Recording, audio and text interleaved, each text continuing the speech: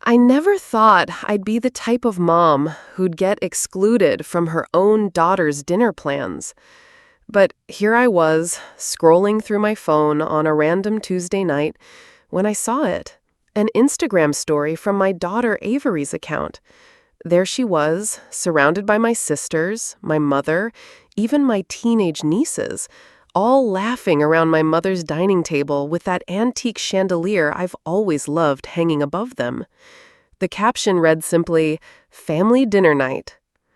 When I called Avery later that evening, trying to keep my voice steady, I asked her casually why I hadn't heard about this get-together. Her response still echoes in my head. "Oh, that was yesterday, Mom." Except it wasn't yesterday. The timestamp showed it was posted just 3 hours earlier. That dinner was the final straw in a lifetime of being the family outcast.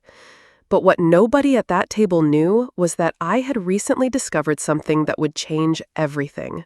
A secret my mother had kept for 40 years. A secret that explained why I was always treated differently. If you've ever felt like an outsider in your own family, hit that subscribe button and stick around, because this is the story of how I finally stopped begging for a seat at a table I was never meant to sit at, and built my own instead. Growing up in suburban Connecticut, I was the middle child in what looked like the perfect American family from the outside. My father was a successful insurance executive, my mother a dedicated homemaker who volunteered for every PTA event. My older sister Diane was the golden child, homecoming queen, valedictorian, and now a successful pediatrician in Boston.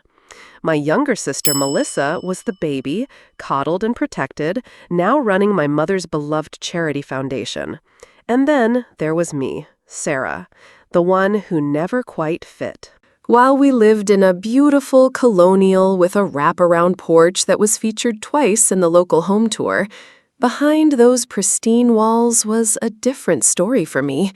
I remember my 16th birthday when my parents gave Diane a car, but told me I wasn't responsible enough yet, even though my grades were nearly identical to what Diane's had been.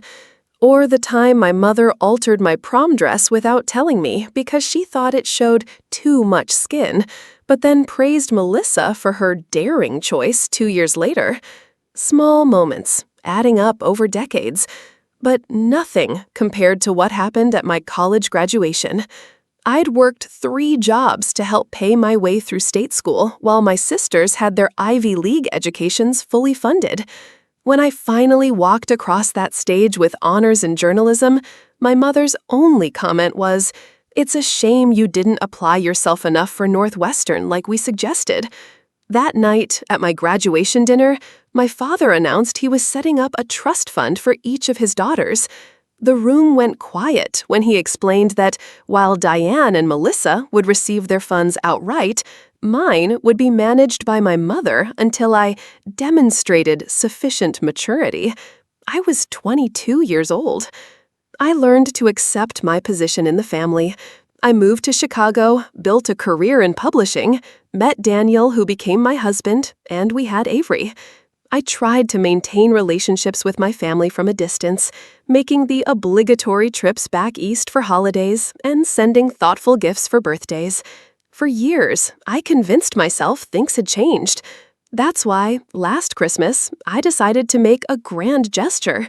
I spent months arranging a surprise 70th birthday party for my mother at her favorite country club in Greenwich. I coordinated with her friends, hired her favorite chef, even flew in her college roommate from Arizona.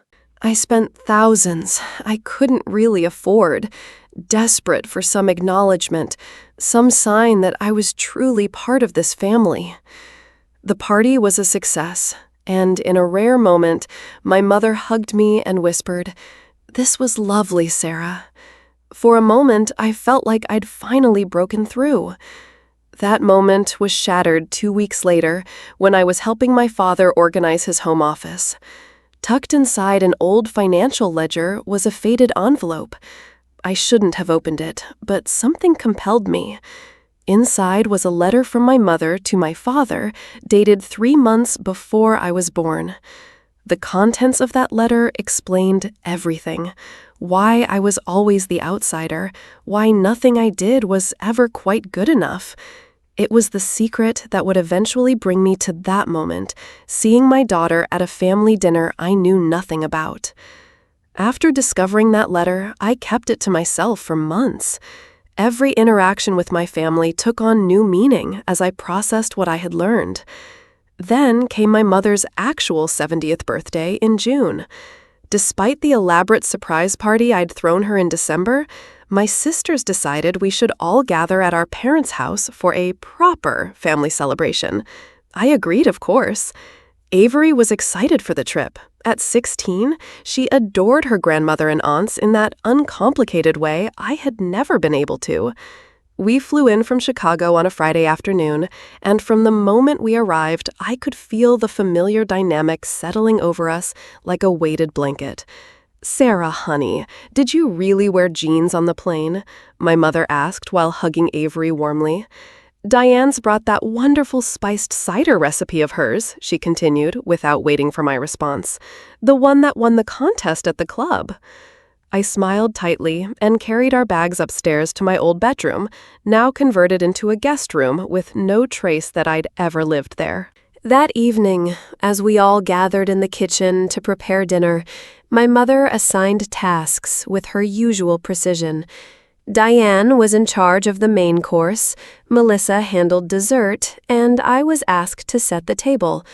"The everyday plates are fine," my mother instructed, though I knew from countless family gatherings that Diane's contributions always warranted the good china.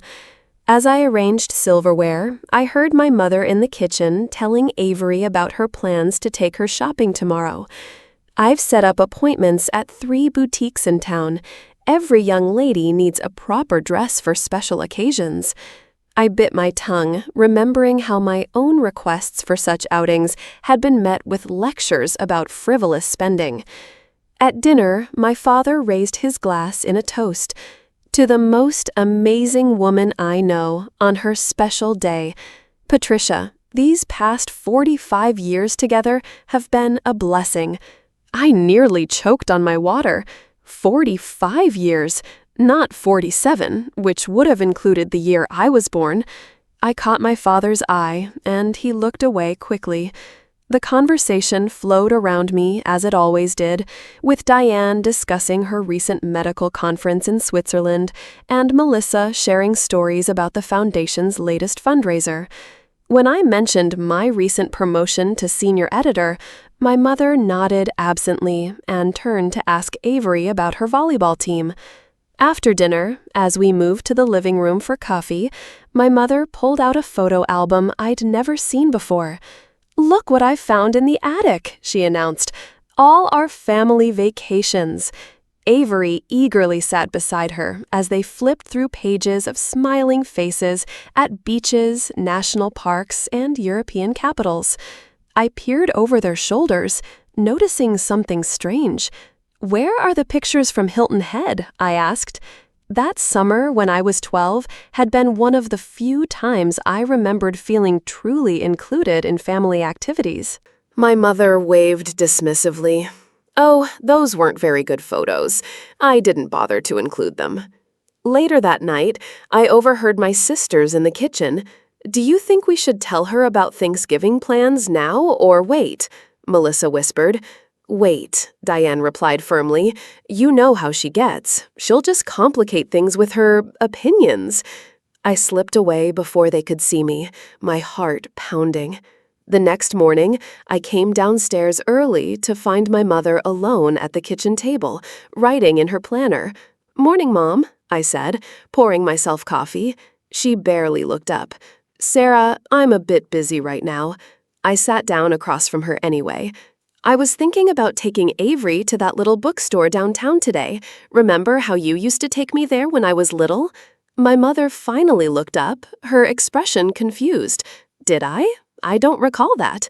But she had. Those rare Saturday mornings had been precious to me. "Anyway," she continued, Avery will be with us today. I told you about our shopping plans.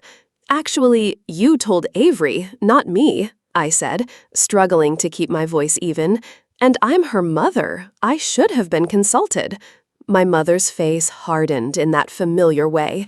Well, she's also my granddaughter, and I don't see her often. Besides, you've never had much fashion sense. Remember that dreadful outfit you wore to your cousin Katie's wedding? Before I could respond, my phone buzzed with a text from Daniel back in Chicago. His mother had taken a fall and was in the hospital.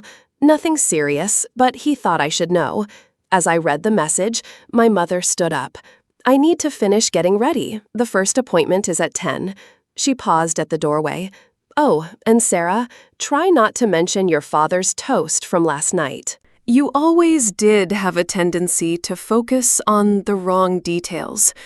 In that moment, with Daniel's text in my hand and my mother's dismissal still hanging in the air, something inside me finally snapped. The letter I'd found, the photos I'd been erased from, the conversations I was never meant to hear, it all crystallized into a single, clarifying moment of rage and resolution, and I knew exactly what I was going to do.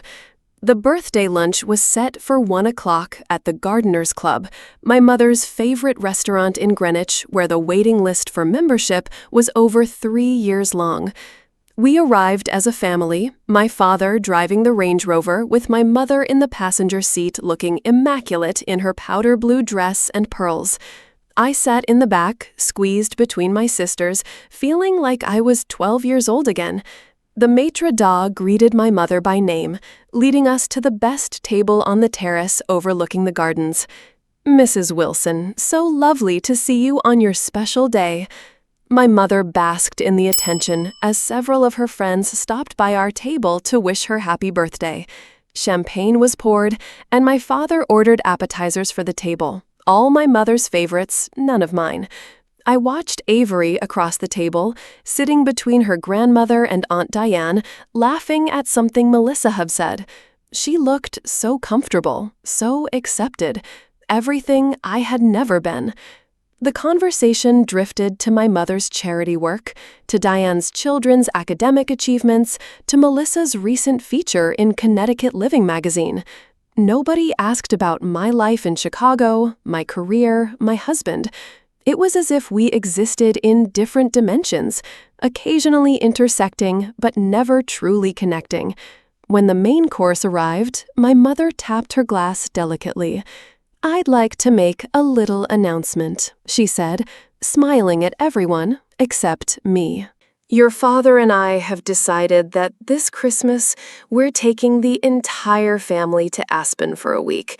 We've already reserved 3 chalets, one for us, one for Diane and her family, and one for Melissa." My father nodded enthusiastically. "It's going to be spectacular, the best skiing in Colorado." I waited for her to mention accommodation for my family. The silence stretched as she sipped her champagne. Finally, I spoke up. "And where will Daniel, Avery, and I be staying, Mom?" My mother looked at me with mild surprise, as if she'd forgotten I was there. "Well, we assumed you'd be busy with Daniel's family for Christmas. You're always talking about his mother's health concerns." "Actually," I said slowly, "we had planned to spend Christmas with you this year, like we discussed back in January." My mother waved her hand dismissively. "Did we? I don't recall that conversation. Anyway, the chalets only have so many bedrooms, and with Diane's 3 children and Melissa's new boyfriend coming along." Diane jumped in. "Sarah, don't make a scene. Not today." But something in me had finally broken loose. 20 years of therapy had taught me about boundaries and self-worth, concepts that evaporated the moment I crossed the Connecticut state line. But not today. "Actually, Diane, I think today is the perfect day for a scene." I reached into my purse and pulled out the letter I'd found in my father's office. My hands were surprisingly steady. "Before we discuss Christmas plans, I think we should talk about something else, something that explains a lot about our family dynamic." My father's face drained of color. "Sarah, this isn't the place." It never is the place, is it, Dad? I unfolded the letter and looked directly at my mother. This is a letter you wrote to Dad 3 months before I was born. Should I read it aloud, or would you prefer to explain to everyone why I've spent my entire life being treated like an unwelcome houseguest in my own family? The table fell silent. My mother's perfectly composed face cracked slightly, her eyes darting between me and my father. "I don't know what you're talking about," she said, but her voice had lost its usual confidence. "Let me refresh your memory," I said, my voice surprisingly calm. "Dear Robert, I know we agreed not to discuss this further, but I need you to understand that while I've decided to go through with this pregnancy, it doesn't change how I feel about what happened. This child will never be to me what Diane is, and I need you to accept that. The fact that you would betray our marriage during the worst year of my life is something I may never fully forgive." I looked up from the letter to find 5 shocked faces staring back at me. Avery's eyes were wide with confusion. My sisters looked like they'd been slapped. "Mom?" Melissa whispered. "What is she talking about?" My mother's face had gone from shock to fury. "That is a private correspondence that you had no right to read." "Maybe not," I agreed, "but it explains everything, doesn't it? Why I was never good enough, why nothing I did ever measured up. I wasn't your daughter, not really. I was just your husband's mistake." My father stood up abruptly. "That's enough, Sarah." But I wasn't finished. Did my sisters know? Does Avery know that her grandmother has been punishing me her entire life for something I had no control over? I turned to my daughter, whose eyes were filled with tears. "This is why you were at a dinner I wasn't invited to. This is why Christmas in Aspen doesn't include us. This is why—" "Stop it!" my mother hissed, grabbing my wrist with surprising strength. "You're making a spectacle of yourself." I pulled my arm away and stood up. "No, Mom. For the first time in my life, I'm standing up for myself. I spent $15,000 on your surprise birthday party in December, money I had to borrow, because I thought if I just tried hard enough, made a grand enough gesture, you might finally love me the way you love them. But now I understand that was never going to happen." I gathered my purse and looked at my stunned family. "Avery, you can stay if you want to, but I'm leaving. I'm done trying to earn a place at a table where I was never wanted." As I walked away, I heard my mother's voice, cracking with emotion for the first time in my memory. "Robert, stop her. Tell her it wasn't like that." But I didn't turn around.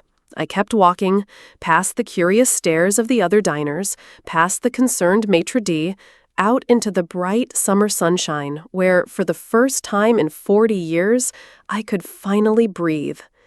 I spent that night in a hotel near the airport, alternating between panic attacks and moments of strange, euphoric clarity.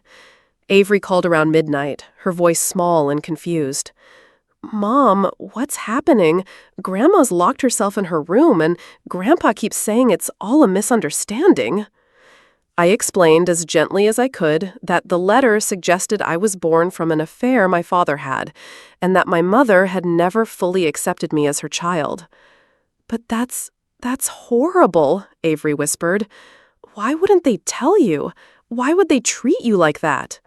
The questions I'd been asking myself for months.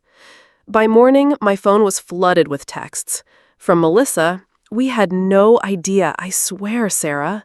From Diane, "Mom's a mess. Dad wants to talk to you. Please come back to the house." And surprisingly, one from my father's sister, Aunt Carol, who I'd always been close to despite living on the opposite coast. "I've booked a flight, arriving at 3 p.m. Don't face this alone." Aunt Carol had always shown me a warmth my mother never could, sending me care packages in college and calling regularly just to check in. Now I understood why. When I picked her up at the airport, she hugged me fiercely. "I told Robert years ago this would all come out eventually," she said as we drove to a quiet cafe away from my parents' neighborhood. Over coffee, Aunt Carol filled in the blanks the letter had left. "Your mother had a miscarriage before Diane was born," she explained. "Then another between Diane and you. It was a difficult time.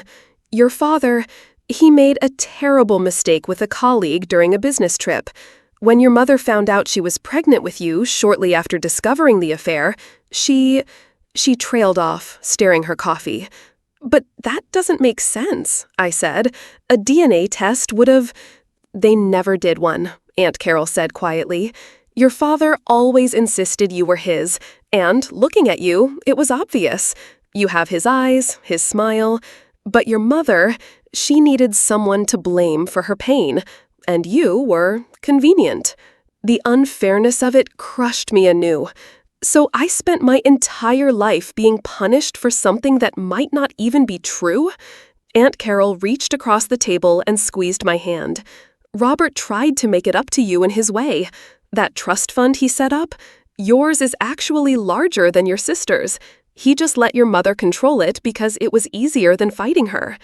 That night, Aunt Carol and I met Avery for dinner. My daughter had spent the day witnessing the aftermath of my revelation.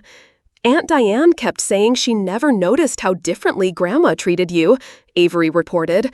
"But I told her that was bull. I've seen it my whole life, Mom." Her loyalty brought tears to my eyes. And then Uncle James, Aunt Diane's husband, he said something weird. He asked Grandpa if they should just do the test and settle it once and for all. That's when Grandma started screaming that everyone needed to leave. The next morning, my father showed up at my hotel room. He looked older than I'd ever seen him, his shoulders slumped with the weight of decades of secrets. "Sarah," he began, his voice breaking, "I need to tell you everything." We sat by the window overlooking the parking lot, this bland, anonymous setting for the conversation that would redefine my life. "Your mother was wrong," he said simply. "You are my biological daughter. I've always known it." He pulled out his phone and showed me an email with an attachment. "I had a DNA test done when you were 2. Your mother doesn't know. I wanted to be sure, not because I doubted, but because I needed ammunition against her treatment of you." I stared at the results, the scientific confirmation of what should have been my birthright, belonging. "Why didn't you ever tell me? Why did you let her treat me that way?" The questions came out in a whisper.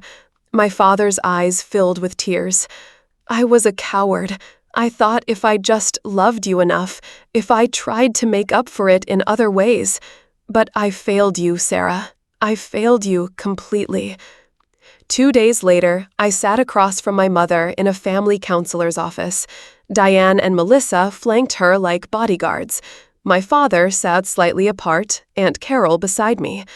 My mother looked diminished somehow, her perfect posture abandoned, her usually immaculate appearance slightly disheveled. "I never meant for you to find out," she said, her first words to me since the restaurant. "That's your response?" I asked incredulously. "Not, 'I'm sorry for treating you like an outsider for 40 years'? The therapist gently intervened, guiding us through the most painful family session imaginable. My mother admitted she'd convinced herself I wasn't her biological child, despite all evidence to the contrary. My sisters expressed shock and guilt for never recognizing or challenging the pattern. And my father apologized over and over for his weakness in allowing it to continue. "I knew the test results," he confessed to everyone. "I've had proof for decades that Sarah is my biological daughter, and I still let Patricia treat her differently." The revelation hit my mother like a physical blow. "You tested her without telling me?" The therapist helped us establish some boundaries. I would return to Chicago with Avery the next day. My father would come visit in 2 weeks, alone. My mother would begin individual therapy, and we would reassess our relationship over time. My sisters and I exchanged tearful hugs in the parking lot afterward. "I'm so sorry," Diane kept saying. "I just thought Mom was harder on you because you were more independent." Melissa looked devastated. "All those dinners you weren't invited to. I just assumed you were busy or didn't want to come." Back in Chicago, I focused on healing. I started therapy twice a week. Daniel was my rock, alternating between righteous anger on my behalf and gentle support. Avery became fiercely protective, declining her grandmother's calls and canceling plans to visit her cousins. The grand gesture I had made, that extravagant birthday party, now seemed like a monument to my desperation for approval. I used the money my father insisted on giving me to pay off the loan I'd taken for it. In September, an unexpected package arrived. Inside was a DNA test kit and a note from my mother. "I need to know for myself. Please." Despite Daniel's objections, I sent it back with my sample. 3 weeks later, my phone rang with my mother's number. I almost didn't answer. "It's positive," she said without preamble. You're Robert's. You're mine." Her voice broke on the last word. "I've spent 40 years punishing an innocent child, my child, for something that never even happened." It wasn't forgiveness, not yet, but it was a start.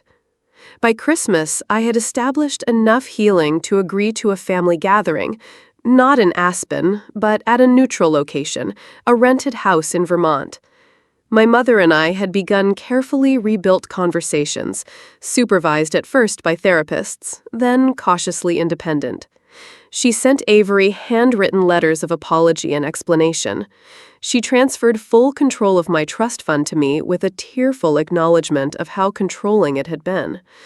And most significantly, she began to share stories I'd never heard before, about her pregnancy with me, about how she'd actually chosen my name from a book she loved, about the genuine connection we'd had when I was very young, before her pain and paranoia had twisted everything. The Vermont Christmas was awkward but healing. My mother and I took a long walk in the snow where she said something I never thought I'd hear. "I'm so proud of the woman you've become, Sarah. Not despite me, but despite what I did to you." The most unexpected twist came in March, when Aunt Carol called with news. "Remember your father's colleague? The one he had the affair with?" she asked. "What about her?" I said, tensing at the mention. "She passed away last month, cancer. But here's the thing. She had a daughter, born 8 months after you." My stomach dropped. "Are you saying—" No, Aunt Carol quickly clarified. "Your father's paternity is confirmed, for you. But this woman's daughter just did one of those ancestry tests. She's got a half-sibling match." I had a half-sister I never knew about. Not from my mother's side, but from my father's indiscretion. Life's complications never ceased to surprise me. When I confronted my father, he broke down completely. "I didn't know," he swore. "She never told me she was pregnant." This new half-sister, her name was Jacqueline, lived in Seattle. We've exchanged cautious emails. She grew up as an only child and was as shocked by the discovery as I was. We've agreed to meet this summer. My mother, in an act of grace I never expected, sent Jacqueline a kind email welcoming her to connect with our family if and when she feels comfortable. It seems that facing her own failures has opened something in my mother that was locked tight for decades. It's been 18 months since that Instagram story of a family dinner I wasn't invited to changed everything. 18 months of therapy, painful conversations, and slow rebuilding. I won't pretend it's been easy or that everything is perfect now. Some days, when my mother calls, I still feel that familiar tightness in my chest, Decades of conditioning don't disappear overnight. But we're trying. That's more than I ever thought possible. The grand gesture I made, that elaborate birthday party that nearly bankrupted me, wasn't what finally earned me a place at the family table. It was standing up and walking away from it that did. Sometimes the bravest thing you can do is stop trying to belong where you were never meant to fit. Avery and I have grown closer through all of this. She watches me set boundaries with my family and stands beside me when I falter. Last month, when we hosted Thanksgiving at our home in Chicago, the first time my entire family, including Jacqueline, gathered under my roof, Avery squeezed my hand under the table and whispered, "You built this, Mom. Your table. Your rules." If you're watching this and something in my story resonates with you, remember, family isn't just about blood or birth. It's about respect, acceptance, and love. Sometimes we have to fight for our place, and sometimes we have to create our own space entirely. Don't waste decades trying to earn love that should be freely given. If this video helped you in any way, please hit that like button and subscribe for more stories of family healing and self-discovery. And share it with someone who might need to hear that they deserve a seat at the table, whatever table that might be.